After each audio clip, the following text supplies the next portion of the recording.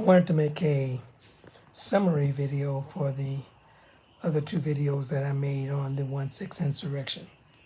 The reason is that I want to make sure that it's totally understood that the reason for the 1/6 insurrection has very little to do with Trump and has everything to do with our inability to assemble our governing institutions properly and choose government officials that actually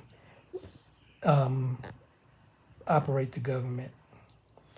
And if we look at what they're doing in the House right now, it's it's very disturbing because even if they convict or find a way to remand Trump over to the Department of Justice to face some criminal charges, that won't fix the system. I don't care how many of them that they bring up on charges or even put in jail, it won't change the system. So that's like having a problem with your heart and you start working on your acne because they don't really have any relationship to each other. The system will still be just as broken after they finish as it was before they started. So we really have to understand why we had the 1/6 insurrection in the first place. And that's what I was trying to elucidate, was that if, when it's done properly to select the president, there is no possibility of corruption, no possibility of interference. There are no candidates, declared candidates. And, they wanted to say that Pence could throw out slates of electors. Well, there are no slates of electors because electors don't choose the president. They don't choose a winner. They only form a list of candidates from each state. And then when those lists are compiled in Congress, then it's a ranking of all the people that all the states chose on their lists. And then from that ranking, they take the top 5, and then the states choose who the president will be from that top 5. So you don't have a winner, so you can't win the electoral college votes. You can't win them because that's not the purpose of those votes. So, and you can't choose the slate of electors. There's only one way to choose the slate, the electors, and that's by a process that is determined by the state legislature. And the number. Why do we need the full number, the 20 plus thousand or the 10,347 that we needed in 2020? Well, that's how our state expresses who we consider to be qualified and suitable for the positions.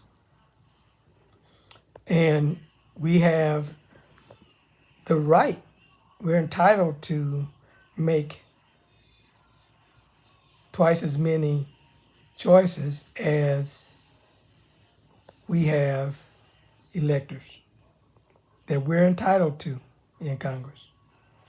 So if you don't have the right number of electors, and you don't have the electors actually making the list, and you don't have those lists being compiled in order to choose for the states to consider and choose the person who will manage the executive departments and to manage the legislative assembly, then you end up where we are today with dysfunctional government. And we have dysfunctional government because we assemble dysfunctional government. We have divided partisan government because we choose leaders and lawmakers by a process that is divided and partisan.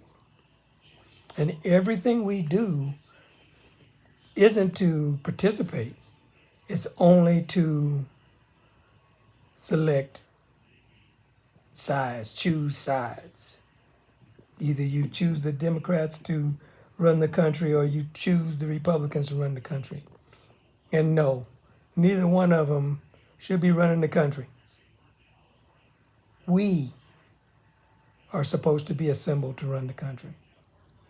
That's what an exact representation of the population is, which is each state's most numerous legislative branch.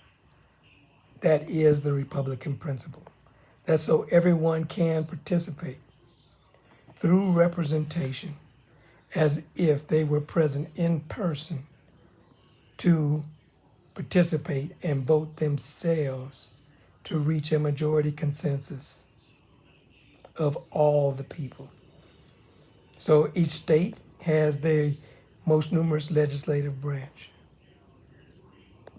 assembled by the Republican principle, the people in their collective capacity.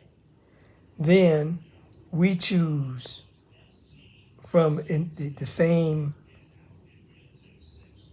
process and qualified electorate to send our delegation to the federal government to assemble the House by that same Republican principle.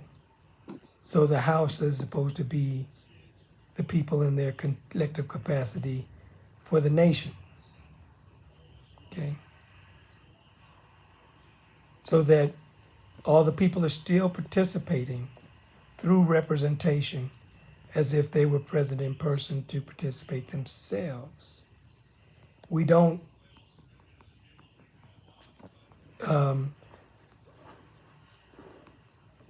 farm it out to parties through proxy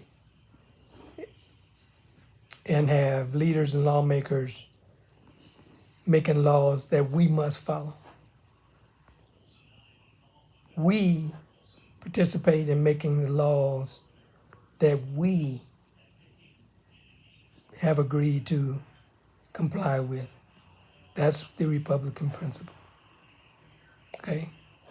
And the Confederate principle, which forms our discrete democracy, which is our Senate, that's equal. Everything's equal by state. Every state has the same representation and suffrage equal, and an equal vote to reach a majority consensus of the states as a union. These are things that we need to relearn before we can move forward. We need to fix it, not just put makeup and a Band-Aid on it. Thank you.